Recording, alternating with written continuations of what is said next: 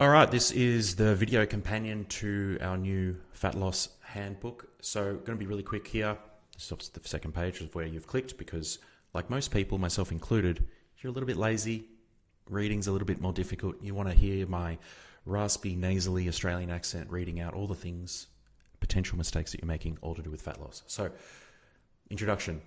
We've all been eating clean. You've been training hard, all the cardio and steps, but you're still not seeing the results that you want to see to make you look like you trained with the fat loss. Your metabolism is not broken. It isn't your hormones, and there is no mythical starvation mode that your body's holding onto fat. There's just a lever in your plan that you haven't properly pulled, and we're going to hopefully find out in these first 10 things. This is volume 1. There will be a volume 2. This guy to walk you through. That's meant to be 10. Got to change that. Change that right now for you. 10. There will be 20. I will release another one of these. So with no BS, no pseudoscience, just practical proven advice that works on both myself and my wife Liana, and of course all our clients as well. Mistake number 1, your calorie target is too high. Very common thing is that we punch ourselves into a calorie calculator and punches out a number, and all of a sudden we follow it and it doesn't lose weight. Well, remember, these are just rough estimates. It doesn't understand your individual metabolism, your activity, and other variables like sleep and all sorts of other things that would contribute to overall fat loss. So it's important, when you do punch this number in, that you need to have a good trial period of like 2 to 4 weeks to see what actually happens. Remember, there is a sweet spot of like where we want to sort of sit. You just don't want to trust something blindly that you just punch in off the internet that uses math. Remember, you're not a robot, you're not a computer. This stuff helps you get a ballpark of where you should start. But of course, things do need to change as well. And making sure that you have a properly structured plan and accountability to understand how to make those changes is important as well. Number 2, you're eating more than you realize. This is a really common thing. And people say, oh, I'm eating 1,800 calories. My body must be slow losing weight. This is where you need to take a step back and you go, okay, we need to do a full dietary audit here. We need to put everything into MyFitnessPal or Chronometer very fucking accurately, including all the oils, all the little seeds, all those little snacks, healthy snacks that you use because you're hungry. It all needs to go in there. And you'll probably, lo and behold, be 200 or 300 calories over this and actually be at maintenance, depending on what your activity level is. Okay? There's a link here that shows the research of just how high a percentage of this is. This has happened to me. This has happened to Liana. This has happened to our clients. And this is exactly what we do. Dietary audit. Follow the steps, get the data, and then make changes. It is not about feelings, okay? Very, very common misstep as well. So this is what can happen. You're at 2,200, but really you're at here, which means that you're potentially at maintenance or you're eating over. Data greater than feelings. You're overlooking the hidden calories. These things add up really quickly, especially like liquid fats, like oils. Where per gram, it's 9 calories. That's fucking heaps. Because you're like, oh, just that little drizzle. How much is that little drizzle? It could be 10 grams. So there's, X amount of calories, 90 calories already there.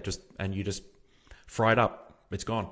So you need to be really conscious of these things that really add up. This is why it's important with mistake number 2, you need to realize exactly what's going in there with everything down to the fucking gram. You don't have to do this forever, but you just need to understand where you're at and how nutritional literacy actually works. Once you understand the math of it and the rules around it, that's where you can break them a little bit. The easiest way to negate this, simple swap. Cooking spray instead of oil. Low calorie sauces. Low calorie drinks. Pepsi Max. If you drink Coke Zero, I'm sorry, I won't coach you.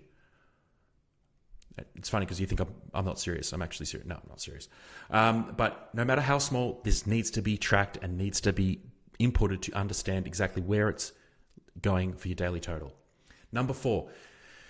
Now, you can have a really low calorie. In a lot of cases, the people that I work with who have done fat loss phases in the past, they've just tanked it. They've dropped it so low. For a quite a jacked woman or jacked man, they're doing low for a man 1,800, for a woman 1,400, just straight off the bat. It's not that doesn't work. It works because you lose weight really quickly. But what happens is you can't stick to it. Because remember, fat loss isn't sustainable. We need to have a plan in place and a duration of how long this happens. When's the next holiday? When's the photo shoot? So then we have a time frame of like, okay, where can we ease into this, and where do we go hard, and where do we manipulate the numbers so we get to our goal and lose our weight numbers within that goal. It's all about math. Okay, you want to lose 10 kilos? If you've got 12 weeks, it's roughly you lose 500 grams per week. That's just some easy math that you go, oh, fuck, that just makes it so much easier now. I need to just drop my calories to that amount. And that's where, again, a properly plan in place and having another set of eyes on it to keep you grounded in the plan and the structure so you understand it. Because then there's room to move. If you go all too much, well, guess what has to happen? You have to come out of it. And then your fat loss isn't going to be successful. You're going to get down in the dumps. You go, oh, well, fat loss doesn't work for me. It does work. You've just gone, essentially, we'll get down to that mistake, all or nothing. Number 5, you're expecting zero hunger. If you're doing a diet, you're going to be hungry. Every single check-in that I get from all my clients, how are you feeling? I'm hungry. And you know what I say? Good. Because it is a great indication that you are in a calorie deficit, the things are working. Even if the scale hasn't caught up yet, it is a great indication that you are in a deficit. It is simply a normal physiological response that your body has to tell you that you're in a calorie deficit. You need fuel. Like when your fuel light comes on in your car. It is simply just a signal. It is not something where you just need to eat it. You don't need to go, I need to eat because I'm hungry. You have to remember as well that this is a skill. It comes with doing this thing a few times. I'm just using this as a blanket across society. In most cases, we live a very comfortable life. There is very small amounts of pain that we have to go through, both physical, everyone has mental pain, I'm not going to go down to that, but physical pain, something that you just feel. We're a society that doesn't do a lot of hard things. This is why training hard, doing some diets and stuff is actually really important and challenges you and makes you better. Hunger is one of those things. As soon as you get hungry, I'm going to die. It's simply just a signal. And usually, in a lot of cases, you are just bored. Men and women don't have hobbies anymore. Scrolling on your phone is not a hobby. Just letting you know that. And guess what's on your phone? Heaps of things to tell you that you need to eat, that there's plenty of food there, etc., etc. Now, again, if you are going to go down the path of using GLP-1 drugs, I'm not against them. I think they're a great tool, but just be completely, transparent. They still do not just completely delete hunger. If they have done that, well, you're probably using too much, and I suggest getting some sort of help with that as well. Okay. Number 6, you're not prioritizing low-calorie dense foods. So pumpkin's fantastic. You can eat a lot of pumpkin, and it's not a lot of carbohydrates. Spud Light, phenomenal. Lots of leafy greens, lots of water, lean cuts of meat, lean cuts of dairy. Lean. There's so many different low-calorie options nowadays. It is quite literally, I would say, pretty much very possible to completely mimic your higher calorie diet with low-calorie stuff. Very fucking easy. It's just simple swaps and overall just getting a little bit more creative with it and understanding how tracking works. If you can track things, you can understand how much of a certain thing that you can eat. Great example is, with the pumpkin, is you and Spud Light, like sometimes you have to second guess how much you can actually eat. It's so funny when I get people onto Spud Light, they look at it, they go, it says I can eat 800 grams of Spud Light. I go, yep. Have a look at the carbohydrates. And it's, it's an exaggeration, but it's like 20. Really, really good tools. But also making sure within this, you're drinking plenty of water and getting enough sleep, as that's a great way to allow yourself not to be super hungry all the time. Really, another big one here, you're making measurement errors. You're just going, okay, I'm just using a tablespoon. I'm just using one large apple. I'm using one serve. Everything needs to be using a food scale and in grams and very fucking accurate. This does not have to be forever. It can be, depending on your goal. It is you do need to do this throughout the phase that you're in. If you're in a true fat loss phase, you need the data to understand how to move things. I'm sorry, sister and brother, you have to be tracking. I'm not immune to this. I have to. I've got a photo shoot coming up.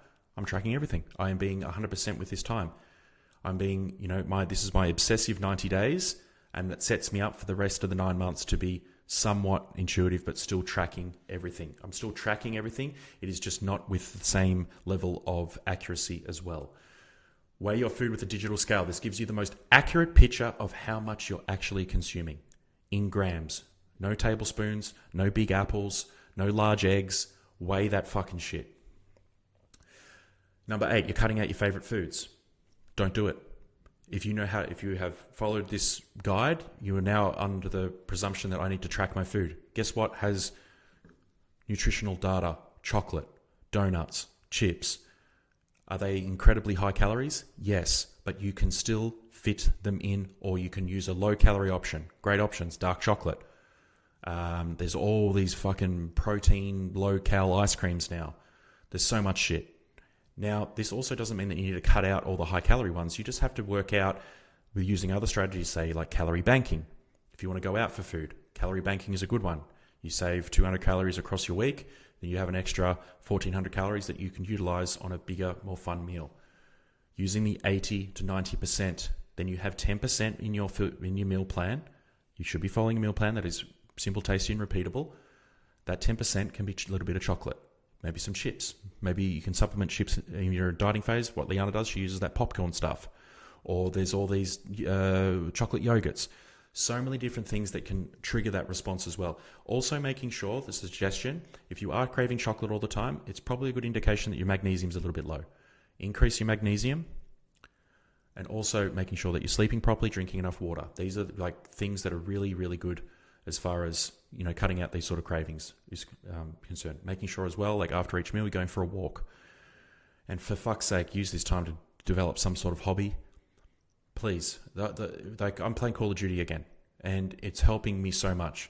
I haven't played games in a long time, and I'm going to honestly say that this is probably going to be one of the easiest fat loss phases I'm ever going to have, because I have brought back gaming as a hobby, because it distracts me. I just get completely involved in it. I do it for like a couple of hours in between each meal, and I do not crave anything. So look for something that you can do, that you have interest in. Remember, you're working towards a physique that makes you look like you train, that unlocks that optimal freedom. Hobbies are part of that, because if you do, more hobbies, you're going to meet more people. If you're a single guy, there might be some women there. Same with a woman. You're not going to fucking meet people just scrolling on fucking Tinder and Hinge and hoping for the best. You need to get out there and show people what you're made of, and yourself. Number 9, your environment isn't aligned to your goal. This is not a game of willpower. You're not special for being super disciplined and going, oh, look at me, I only have lettuce in my fridge. That is setting yourself up for failure. It is going to only be a matter of time before you completely binge on absolutely everything. This is why it's important to make sure that you're including your favorite foods and aligning that to the goal. You want to keep those foods in there, 80-20 rule, you can track it. Just remember that if you're, this is especially more important on the weekend. Most people, myself included, we do meal prep. We have our meal prep for during the week, and then it tends to run out over the weekend. This is where things can go wrong. My suggestion is to make sure that you have at least 1 or 2 meals prepped for the weekend to allow yourself to be able to fit in some of these other stuff, so then you can track up against it and make sure that you're not going over, okay? Really pro tip on this. Make a fucking shopping list every week. And if it's not on the list, it's not on the list. You don't fucking buy it. You set things up with your meal plan so it's the easiest option is the right one. Have chocolate in there. Have a little bit of chips. Do not set your environment up to be an all or nothing environment of just health food, health food, health food. I'm losing fat. It's not about that, okay? And that leads into number 10. You're doing this all or nothing. You're going, nah, I'm losing weight. I'm completely, no, can't do that. Can't do this. Can't do that. No. Guess what's going to happen? You're going to eat off plan. You're going to miss a workout. You're probably going to get sick. You might potentially get injured, touch wood. And guess what? You're going to probably lose some temporary motivation, especially in the depths of a cut where you're looking like shit because the full depletion side of things has happened. Your muscles are looking a little bit flat. You've still got holding a little bit of water. You look terrible. This is the stage where you lose motivation, but is the one stage that you need to push through. You're looking better than you think you are.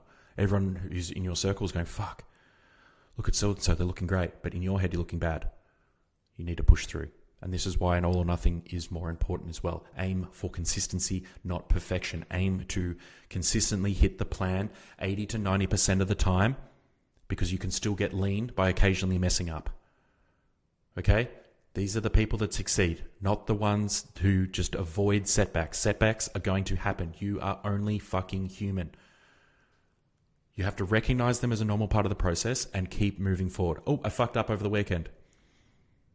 Cool. Be honest with your coach. First of all, you got to be honest with yourself. I fucked up. How do I feel about it? Actually, not that bad. Good. Means, guess what? Get back on plan. Oh, I feel fucking terrible about it. I really betrayed everything that I wanted to do. I don't think I can do this anymore. See the difference? Just accept it. Accept the fact that you ate out and go, okay, you know what? This is probably going to happen again, but I'm going to make sure that it doesn't happen for 6 weeks. And then it might happen again. Okay? And as well, if you are moving forward with coaching, be honest with your coach. One of the best, most valuable skills that you can have when you're in a relationship with a coach is honesty. Me and Liana, we can't do anything if you keep things to yourselves, if you don't tell us things that happen to do with fitness training and stuff. Personal life, we can't fucking help you. But with training and nutrition, if you're honest with us, you go, hey, just letting you know I've had a few bad days in a row. That's information. Okay, has this happened more consistently than before? Yes. Okay, we might be in a position where we might need to have a bit of a diet break. As this is happening more consistently than normal, your weight is at a standstill, it's making you feel bad. Cool, we need to have a break. Or there might be on the other end, we've got a time constraint. Okay, you've booked this photo shoot for 4 weeks. This has happened. This can't happen again. This is how we're going to help you prevent it from happening again. Okay? This, and this. Okay? So honesty is really, really key when if you decide to move forward with coaching. And if you do decide to move forward with coaching, this is what me and Liana do. These are some of the transformations that we've had. You can click this and you can book in a discovery call with myself or Liana as well. So make sure as well you follow us on YouTube, etc., etc. But yeah, this is phase 1 of the Fat Loss Guide. Stay tuned for phase 2. Make sure you're following. And of course, if you do want this guide, please just, if you're on YouTube, follow us on Instagram, say DM us Fat Loss, and I'll send you over the guide. You don't have to sign up for email or all that fucking shit. I'm just going to send it to you. Peace.